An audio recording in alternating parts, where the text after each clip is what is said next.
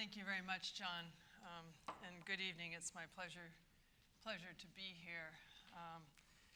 Really, truly, this strategy is a team effort, and there are many people in this room making it come alive. My address this evening is about judgment and empathy. And these are important times important topics in these times of change and uncertainty. An acute issue that we are facing today is the future of the USS pension scheme. Many of our colleagues are earnestly expressing their concern about this. Finding a way forward on this challenging issue will take honesty, empathy, listening, good judgment, collaboration, and compromise. These are the themes throughout my address, and I will return to the topic of pensions later in this context.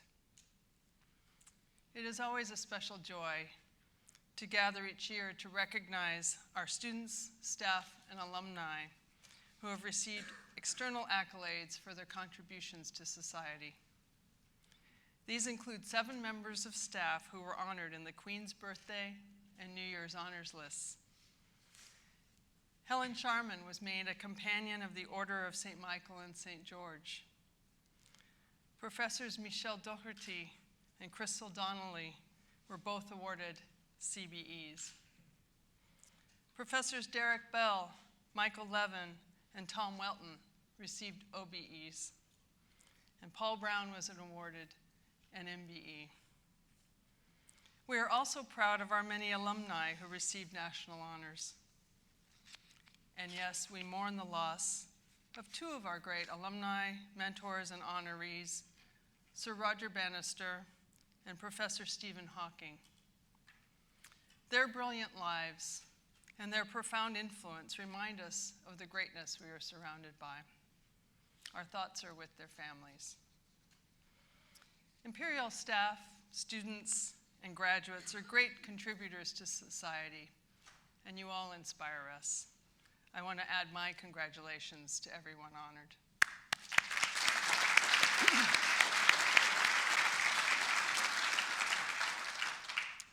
The many changes during the past several years have given us much to applaud and much to worry about.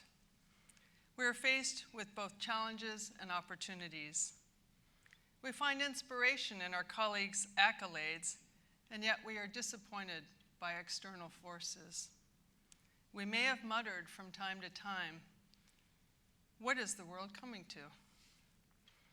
I doubt that a single phrase can capture these times, but the use of one phrase has gotten my attention. I am fascinated by the way phrases come into common usage and make their way around the world. Recently, I have noticed many people, including public figures, colleagues, friends, family, Americans, and Brits, using the phrase, "to be honest." It has even entered the text world as TBH. Sometimes when I hear someone say, "to be honest," I wonder what they intend to emphasize. Were the earlier parts of what they said not honest? In a world where the truth is sometimes in short supply, it is interesting to me that we pepper our dialogue with, "to be honest." Perhaps we use transitional phrases like "to be honest" to prepare the person we are speaking to that the next thing we say may be more brutally frank, more candid, or more personal. Maybe it is an indicator of empathy from the speaker saying, "Brace yourself." If "to be honest" is a marker for candor, we should encourage it. In this time where the quality of public discourse has eroded, and where the facts are sometimes used selectively, I think it is important to reflect on honesty and candor.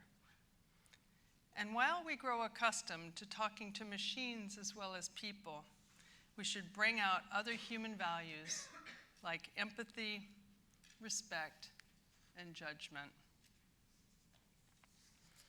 Some of you have heard me talk animatedly about artificial intelligence, or AI, and machine learning and data sciences. I have been enthralled by the idea that a computer, AlphaGo, could use reinforcement learning and neural networks to come up with creative moves not seen in the 1,000-year history of the game of Go. The moves were creative because they were unexpected. They were different from those of the Go masters who learned from other masters. AlphaGo had no such guidance about what to do and what not to do. It could do moves that just weren't done by well-mentored champions. This accomplishment has been followed by many others. Every week we read about new things machines can do. They aid us in analyzing medical scans, optimizing our farming, improving customer service. Clearly, AI has the potential to transform many sectors in ways that we cannot see. Our Imperial colleagues are using AI in their research in many exciting ways. Professor Nick Jennings is working with Rescue Global to make critical disaster response efforts as efficient as possible. Professor Maya Pantek's work is helping autistic children interact with a robot that can respond to its audio, visual, and facial expressions to help through lessons. Our Institute of Global Health Innovation, under Lord Darcy's leadership, is pursuing a revolution in clinical task management that will ultimately save time and money, improve outcomes, and ultimately save lives. Technology is aiding our teaching and altering the way people learn. I am pleased that our Vice Provost Education, Professor Simone Buitendijk, is taking advantage of digital innovation in Imperial's teaching and learning strategy.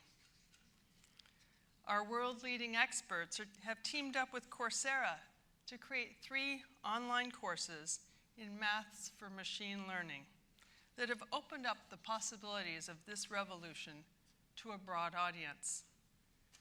Many will benefit from this exciting curriculum on the mathematics underpinning the rapid advances in AI. We are at the forefront of preparing students for a world where artificial intelligence and data sciences are used in ways we do not yet foresee. Our new Master of Science course in computing focuses on artificial intelligence and computational and engineering models of complex cognitive and social behaviors. We will, I'm sure, through our research and our teaching, define the trajectory of this field.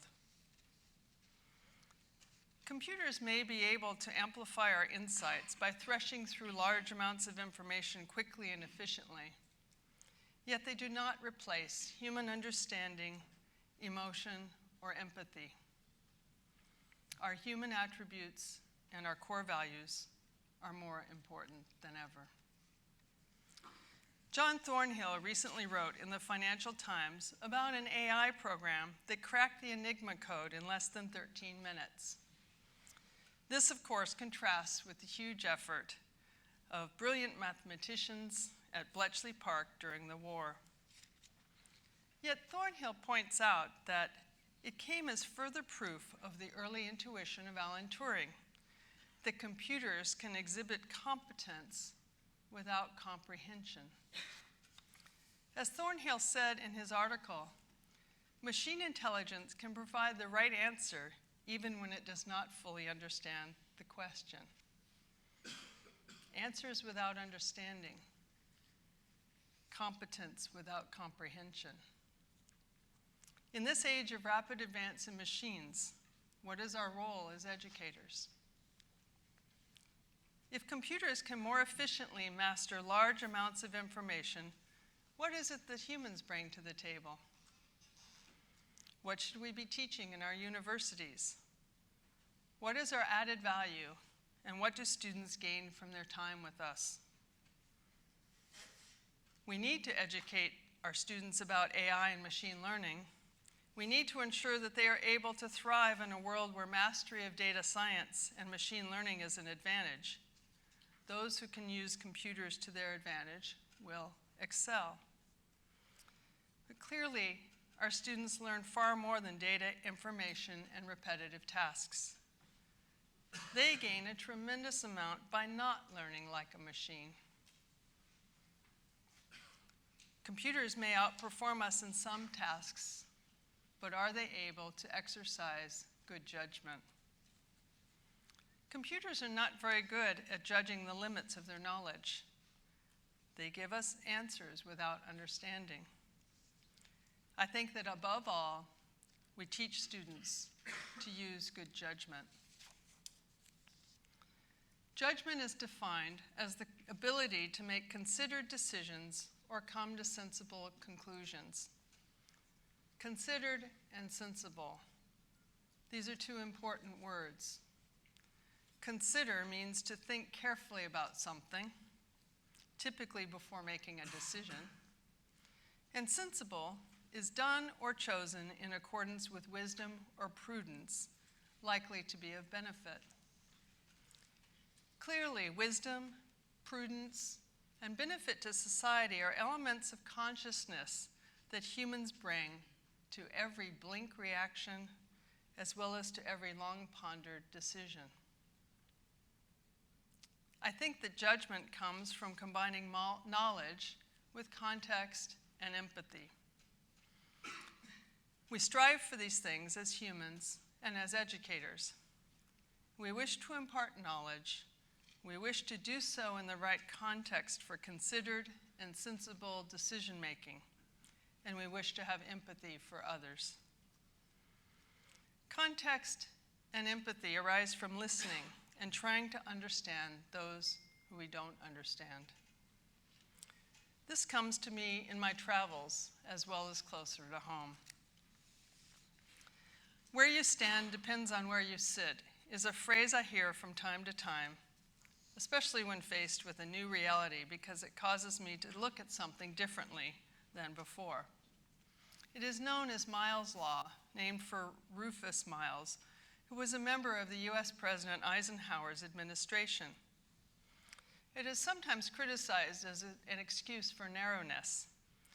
I view it as an opportunity to sit in someone else's seat or walk a mile in someone else's shoes, and to learn context and empathy. I have a few examples of things that I have learned. Once on a drive to Samarkand when I was U.S. Science Envoy to Uzbekistan, I was somewhat taken aback by the frequent security checks where we had to stop and show our credentials. My driver said that he liked the roadblocks, that they made him feel safer. Of course, who was I to impose my perspective of freedom on people who lived in such a different place? I was similarly surprised at the Global Competitiveness Forum in Riyadh. I was talking to a young Saudi woman entrepreneur who had graduated from Brown University. She said that she liked wearing the abaya and being with other women. For her, it was good to be under the radar, where she felt free to speak frankly, perhaps more frankly than Westerners in mixed company. Later at the forum, another woman entrepreneur won the fastest growing enterprise award, to great applause and acclaim from the audience.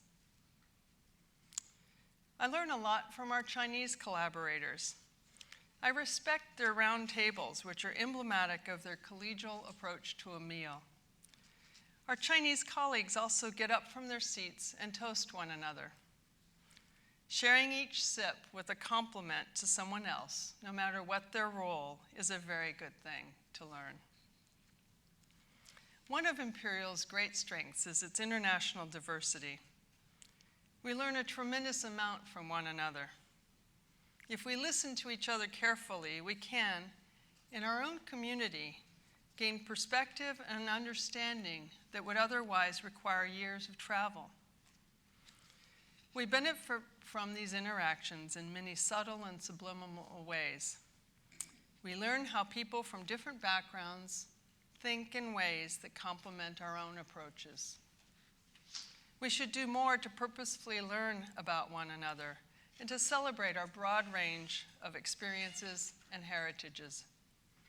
We must defend the privilege of welcoming a diverse community from around the world and we must listen to one another. Much closer to home, the stories recounted in the recent books Hillbilly Elegy by J.D. Vance and Poverty Safari by Darren McGarvey opened our eyes to groups of people whose lives are very different from our own. In fact, some reviewers have trouble setting aside their judgments about the authors to listen to their message. No matter whether we like them or not, they depict, at least for me, a world that is totally unknown to me. It is a world where we need to find ways to bridge the gap, a chasm really between our ivory tower and their dangerous staircases. The first step to bridging this gap is listening. The best way to understand and respect people is to listen to them. People everywhere want respect, and they want to be understood. Only in discussion will we find out what is helpful to them and what is not. This is what our team is doing in White City. We have opened the invention rooms and augmented our community engagement to reach older citizens through What the Tech, school children through maker challenges, and our neighbors through the W12 Festival and events with QPR and others. Now, stress is pervasive throughout society. It has many sources, and it is suffered in a variety of ways and in a variety of circumstances. We all deal with stress, and we need to help one another find ways to reduce stress. Reading Poverty Safari brings a whole new depth to the word stress. People in poverty face challenges each and every day that many of us cannot begin to imagine. Stress is the way of life. Fear of violence, worry about money, every day worry about food, shelter, and family. Constant worry, constant stress, physical discomfort. We know that stress is an important factor in poor health. The lifespan of a London man can vary as much as 8.5 years, depending upon the level of deprivation in the community. Children suffer from asthma, tooth extractions, obesity, and other chronic and preventable diseases. As we prepare to move our School of Public Health to White City, we have an important opportunity, not only to coalesce our great academic talent in public health, but also to bring research discoveries and educational programs to address the serious health challenges in this community right on our doorstep. Our focus on prevention, early intervention, and mental and physical health should have a noticeable impact on well-being. Empathy is something we can practice every day. It is important in our busy lives to stay in tune with those around us and to try to put ourselves in their shoes and to listen. Listening needs to begin at home. We are listening to the concerns from our community about the USS pension scheme. It is frustrating to be in a complex situation involving multiple parties where we have limited control. We supported the compromise proposed by UUK and UCU this week and are disappointed with the UCU rejection of it. We remain committed to doing the things that are in our power. One, we have started a wide dialogue on overall staff pay and benefits and have begun sharing data to inform that conversation. We affirm our position that Imperial College is committed to offering staff a pay and benefits package that is equitable, fair, and appropriately reflects the college's standing as a world-leading university. Two, we have called for a new approach that provides full transparency on the assumptions, data, and modeling that have been used by the USS. We have engaged with the USS and the pensions regulator and we are pleased to see that UCU, UUK, and other universities have responded to our call. Our own experts, Professor Richard Craster, Damiano Brigo, and Alex Gandy, have agreed to help us with this analysis and look longer term at alternative approaches to pensions. We are proud of our dedicated and talented colleagues, and we are committed to working together to find an appropriate Imperial response to this complex and challenging national issue. We are also aware of the great deal of uncertainty and concern caused by the Brexit negotiations. While we do not have certainty about the future, we are working continuously and steadfastly to represent our community's concerns to government and to propose solutions to protect the status of our valued staff, students, and collaborations as Brexit exits from the EU. We remain firm in our position that we are a European university, and we will vigorously defend our international community and our international values. Our advocacy matters. We have seen in recent government statements that preserving the UK's participation in EU research and educational exchange programs is a priority. We will not stop promoting our values, celebrating our diversity, and forging new connections around the world. Any negotiation around Brexit or pension funding requires give and take, and it requires understanding of both sides of the matter.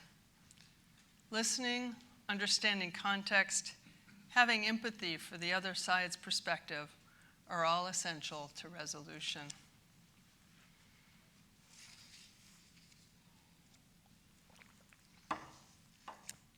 No matter how effective machine learning makes them, our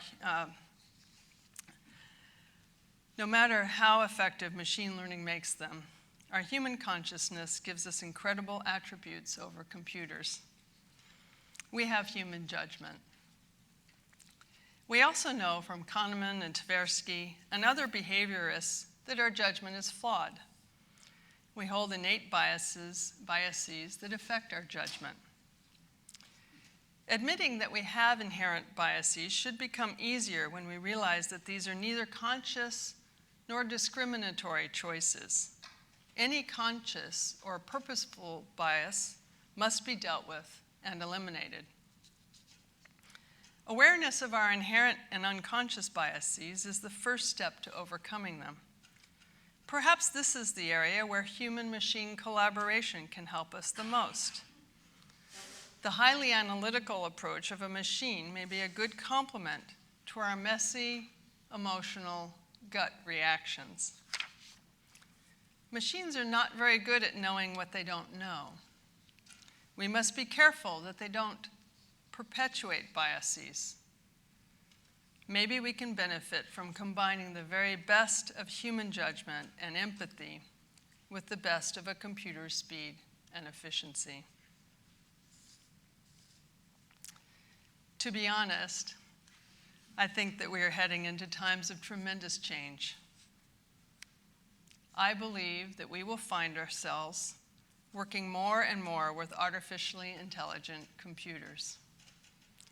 This will affect us as individuals, as a community, and as a society. As this happens, we should ensure that our human values permeate our community. I have 5 thoughts to leave you with as we look toward the future. I believe that we must, first, keep our focus on what we value: our students, our research, our benefit to society. A quote from the late former MIT president, Chuck Vest, sums it up for me. He said, "Universities are our primary vehicle for educating talented men and women and for producing new knowledge, insight, and techniques. In order to serve well, universities must balance continuity and change. Continuity of their deeper values and guiding principles, and commitment to intellectual excellence and the life of the mind are essential. Secondly, we must listen to others. We need to individually and collectively listen to one another and to those whom we don't understand well. We need to be open to new voices from our neighborhood and from the broader society. Our approach in White City is a start in this direction. Third, we must learn from one another.